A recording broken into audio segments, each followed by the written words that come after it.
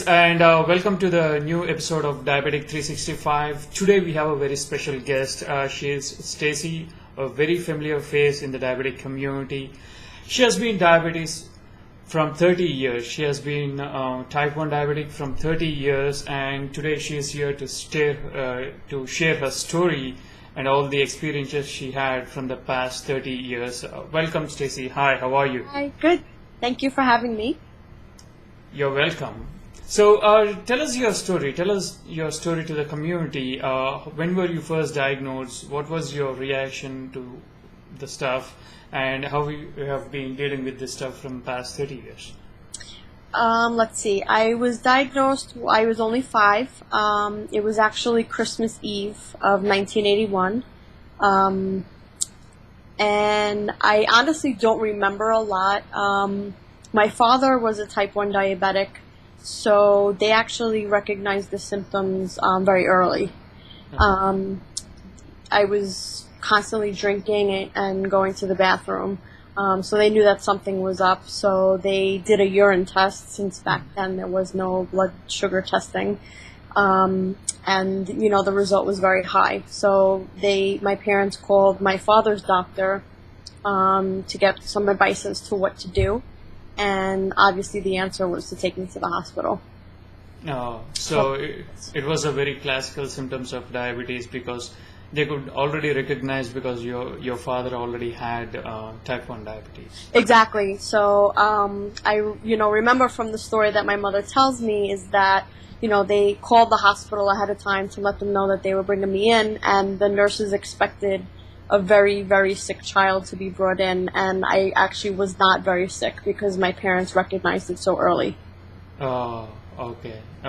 Yeah. And I heard from the video, you can do this project, that 30 years is a very long time. It's like 3 decades. Yes.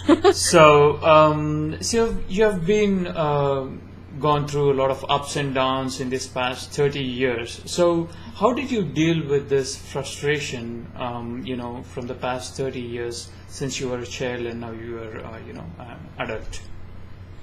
I think a lot of it when I was a lot younger, I don't quite remember as much. But I know, going through different stages of my life, I think I have felt probably differently towards diabetes and the management of it. When I was a teenager and probably early 20s, as much as I hate to admit it, I didn't quite, give it the attention that I should have. I think we all go through a stage like that.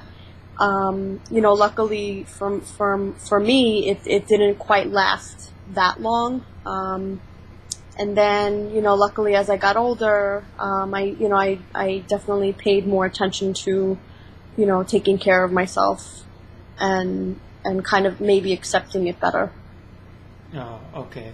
So since you had already a family member with diabetes in your home, so I know, your father, you lost your father 8 years back. I'm really sorry to hear that. And so what are some of the things that you learned from your father, when he was there? Honestly, I think a lot of what I learned was hard lessons. Unfortunately, I saw firsthand, just about all of the complications that can happen. I think in his case, and probably a lot of other individuals who were diagnosed a lot earlier than I was, the treatment and the management of diabetes was very lacking. So I think that, what I have and what other people that are living with it today have in their favor is the modern technology. So I definitely learned from him that in a lot of ways I have it better. But I think on the other hand, a lot of the lessons that I did learn was unfortunately what bad things can happen. And I think also, early detection is key. Oh, okay. Definitely. So how long has your father been, diabetic? How long did he stay on? How long did he live with diabetes? And also, Did he have any kind of very bad complications? Yeah, I'm trying to remember. He probably had diabetes for 40 something years, because he was 62, I believe, when he passed away, and he was diagnosed in his 20s.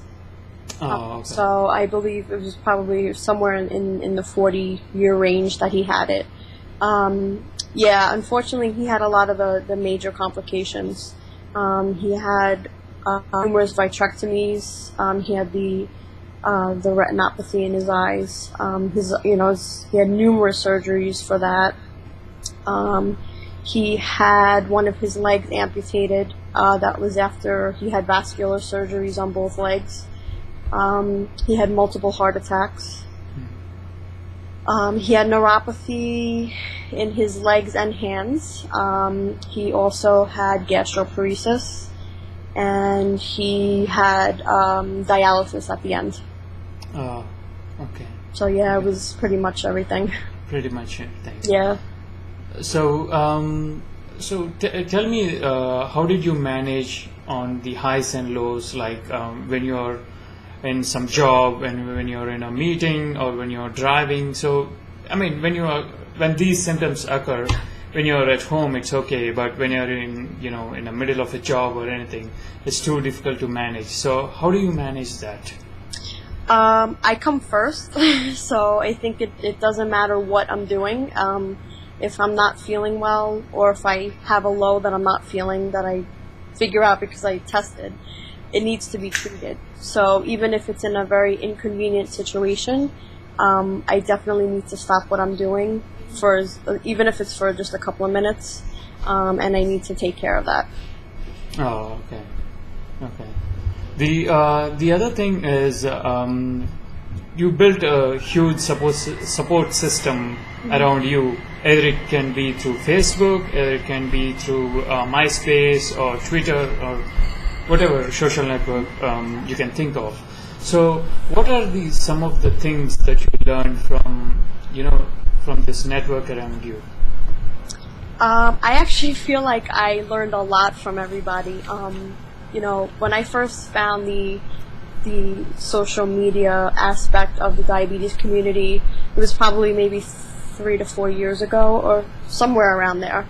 And I had already had diabetes for a long time, and I thought that I knew a lot, or I knew almost everything, and it turned out that was not the case at all. I actually learned a lot about pumping from them.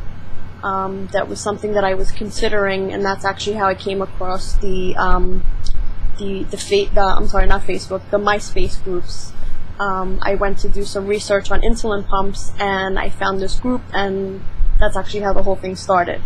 So I definitely learned a lot about insulin pumps. I learned about continuous glucose monitors, and I think more importantly, I learned that I'm not alone.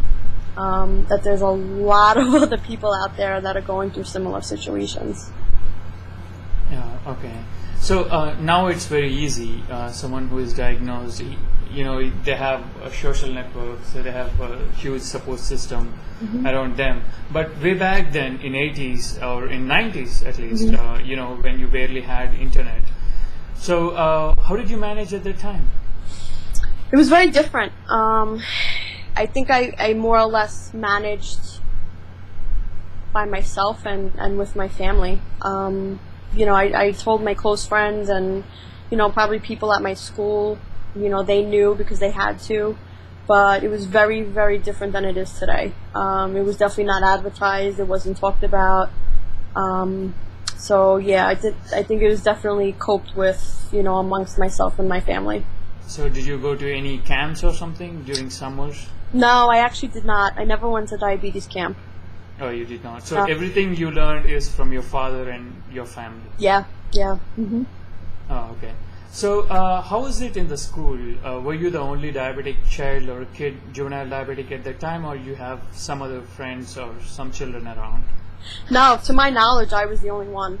Oh, you were the only Yeah. one. So how did they treat you? Were you the odd one out in the team, or did they accept you, well? And how did you mingle with them? You have to be a little careful when you eat. You have to be a little watchful on what you eat. And I think your teachers also, they should have been more careful about you at the lunch break or in the drill field or whatever case. Right. To be honest, my memory's not the greatest. I don't remember any kind of special treatment or anything like that.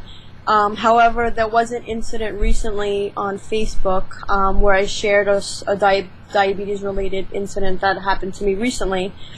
And someone that I went to grammar school with came to me and said how she remembered back in like second grade, I think it was, how she was very envious of me because I got to hold up my hand and I got to have a snack when nobody else obviously was eating a snack. And I actually don't remember this.